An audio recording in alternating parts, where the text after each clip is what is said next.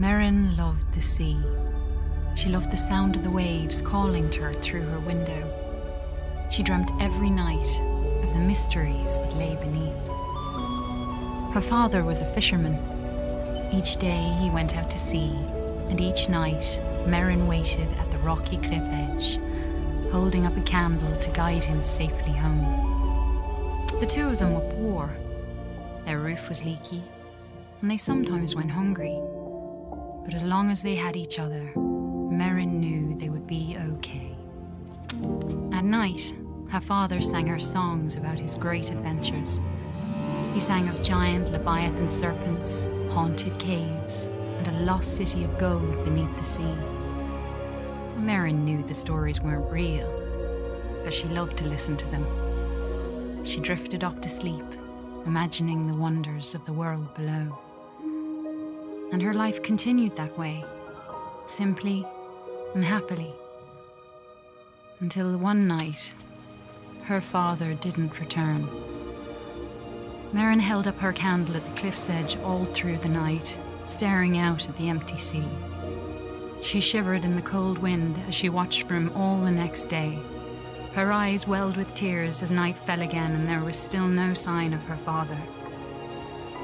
At last, she collapsed into sleep. In her dreams, she saw him, trapped deep beneath the sea, calling to her for help. She awoke with a jolt. A desperate and dangerous plan was already forming in her head. She took scraps of metal and wood her father had caught in his nets and pieced them together. She hammered and bolted, she measured and sawed. And before the sun had set, she had built a tiny, rickety submarine. With trembling hands, she squeezed inside and dove down beneath the waves to search for her father.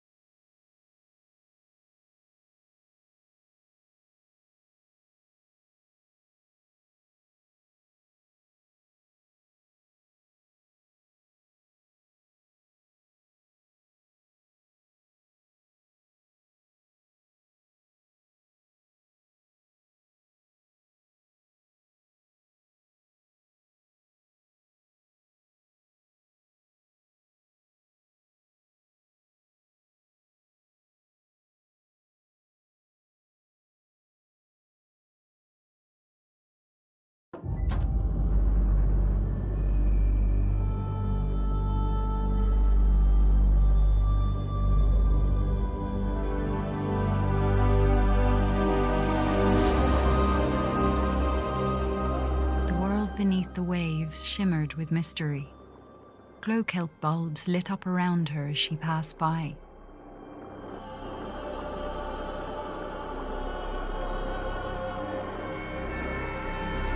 Merrin spotted some odd-looking old coins.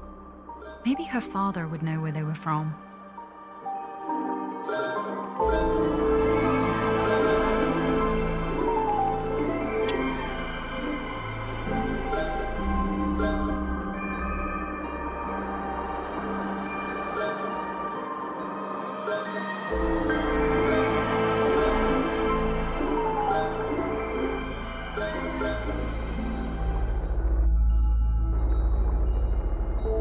Eerie light flickered and danced on the sea floor like an underwater fire. Her father once told her about a mysterious, living energy called Tyne. Could that have been a Tyne wellspring?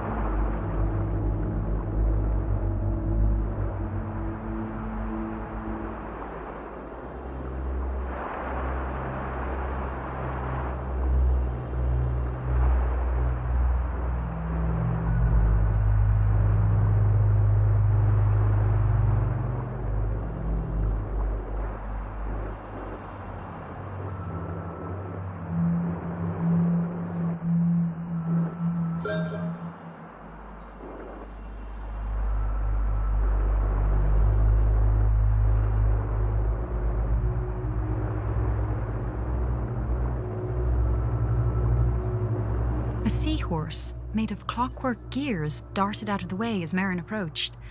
She wondered who could have built such a curious creature.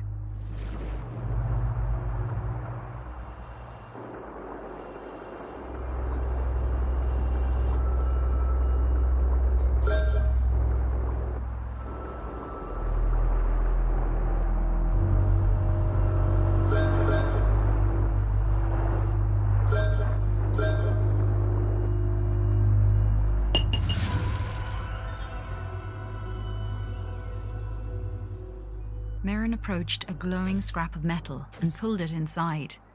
It was claw-shaped and had a strong magnetic pull. She took out her tools and attached it to a firing mechanism on her steering column.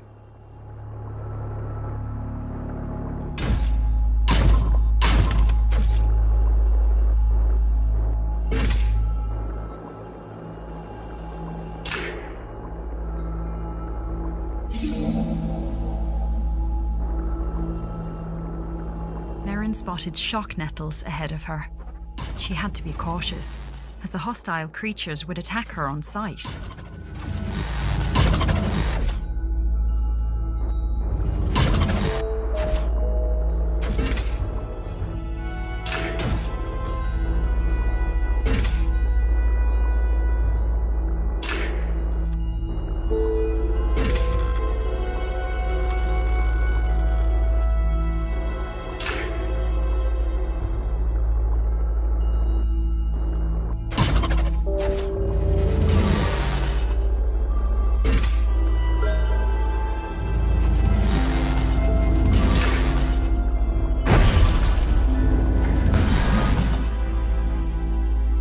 Shuddered, as if recovering from a bad...